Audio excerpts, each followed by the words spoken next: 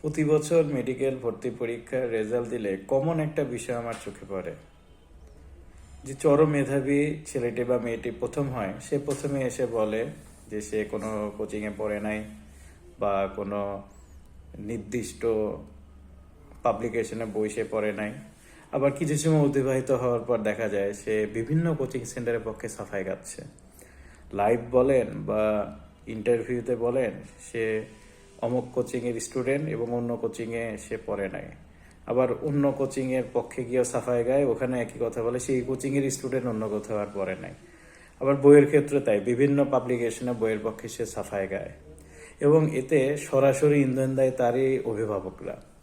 তার প্যারেন্টসরা যদি পারমিশন না দিত তাহলে কখনোই এটা করতো না। দেখা যাচ্ছে অনেক লাইভে দেখা যায় বাবা মা সহ এসে বলতেছে কোচিং এর পক্ষে সাফাই গাচ্ছে, তুমি এখনো মেডিকেলে ভর্তিই হলা না, এখনই তুমি অল্প কয়টা টাকার জন্য দুর্নীতির আশ্রয় নিলা। আবার সেম ইন্টারভিউতে আবার বলে যে আমি এরকম গরিবের ডাক্তার হতে চাই, দাতব্য চিকিৎসালয় দিব, গ্রামে গিয়ে গ্রামবাসীদের ফ্রি ট্রিটমেন্ট দিব, বাংলাদেশে ভালো ডাক্তার না, আমি ভালো ডাক্তার হতে চাই। তুমি এখনো মেডিকেলে ভর্তিই হলো না, এখনই তুমি দুর্নীতির আশ্রয় নিলা অল্প কয়টা টাকার বিনিময়ে, না জানে ভবিষ্যতে কি করবে আল্লাহই ভালো জানে।